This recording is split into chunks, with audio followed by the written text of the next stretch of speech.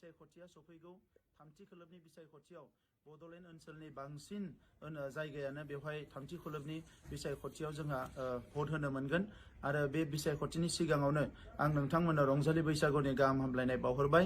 नैबे बिसायख'थिया सोरबा मोनसे राजखान्थि हान्जानि थाखाय बियो पावार लानायनि बिसायख'थि, बियो फैसा खामायनायनि बिसायख'थि जानो हानाय, नाथाय UPPL दोलोनि थाखाय नैबे बिसायख'थिया जोंनि हा हु रैखाथिनि मोनसे बिसायख'थि, जोंनि माहारि रैखाथिनि मोनसे बिसायख'थि आरो जोंनि माहारिया फैबाय थानाय समाव सोरगिदिं जौगानांगौ, बुहुमाव मोनसे गेरेमसा हारि महरै दाजानांगौनि थाखाय मोनसे बिसायख'थि। ओंखायनो बे बिसायख'थियाव आइ आफा रायजो राजा बयखौबो आङो खावलायो जे बयबो सांग्रां जानांगौ, खौसे जानांगौ आरो नैबे बिसायख'थियाव गोनो गोथो जायाजासे बयबो ट्रेक्टरनि सावगारियावनो भट होनांगौ।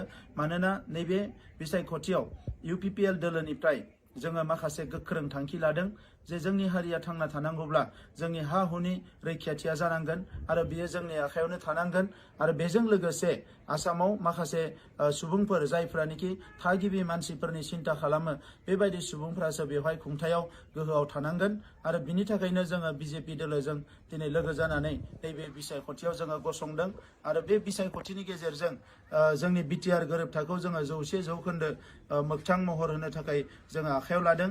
बेजों लोगोसे दिनै NDABनि रिहेबिलिटेसन जानांगौ, जेलनिफ्राय बिथांमोना ओंखारनांगौ, बे गासैबो खामानिफोरखौ जोंहा मावफुंनांगौ दङ।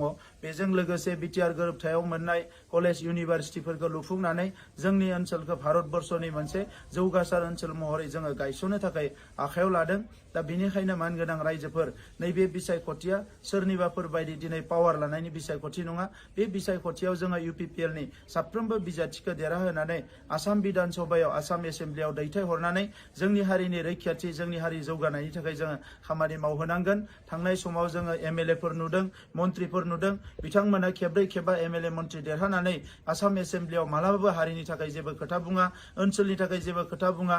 जोङो मालायजों सोबख'जानाय, थगायजानाय, नासयजानाय समावबो बिथांमोना मेगन मिसिबनानै सिरियै थायो। दा नैबे समाव जोङो BTR आव दिनै UPPLनि सरकार दङ।